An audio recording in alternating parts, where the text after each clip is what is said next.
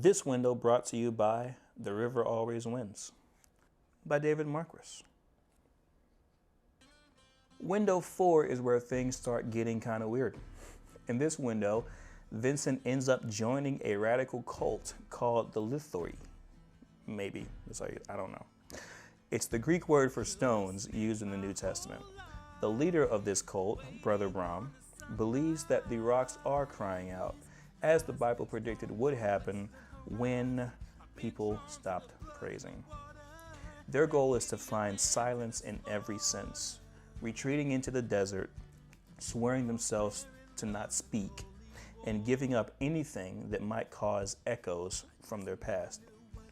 Only in completing that stillness can they finally hear God's voice again and receive the message that He has for those who have been faithful. In real life, Vincent is a bit of a thrill seeker and enjoyed going through various male rites of passage from different cultures.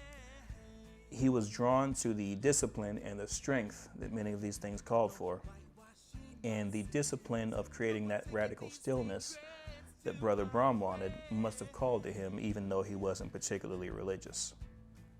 But as Brother Brahm's more radical tendencies start to rise up, the situation quickly takes a turn for the worst.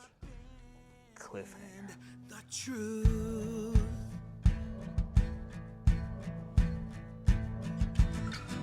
I grew up reading between the lines of absolute truth. This song, Western Shore, is one of my favorites so far. Every once in a while, as a songwriter, a lot of ideas you hope will happen kind of coalesce in a single song, and it's a beautiful place to be. Thematically, this song is about owning up to some of my own past fundamentalism and legalism. One of my favorite lines is, I grew up reading between the lines of absolute truth, Procrustean suicide at best. Also, a side note, I've always wanted to figure out ways to morph like Greek mythology and all kinds of things into a song, and this just happened to line up perfectly with so many other things. Procrustes, however you say it, is a Greek myth, the son of Poseidon, who invites travelers to stay at his house for the night. The catch is that they have to fit the bed that he offers them, and to make them fit that bed, if someone was too tall, he would cut off their feet, and if they were too short, he would use chains and stretch them to fit it. And reading that, it felt like an apt analogy for the mental and emotional gymnastics that I've engaged in the past to conform my own thoughts, actions, and even feelings to the Christian fundamentalism that I was handed as a child.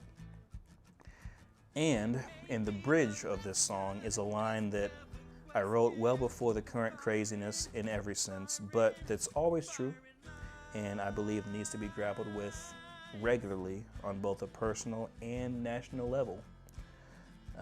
God's own Son couldn't escape our sins, so who are we to try? Musically, this is inspired primarily by Jimi Hendrix, but also by local artist Ernest Matthew, particularly his song Ain't Gonna Let No Stones. Check that out, it's incredible, and I hope you enjoy Western Shore.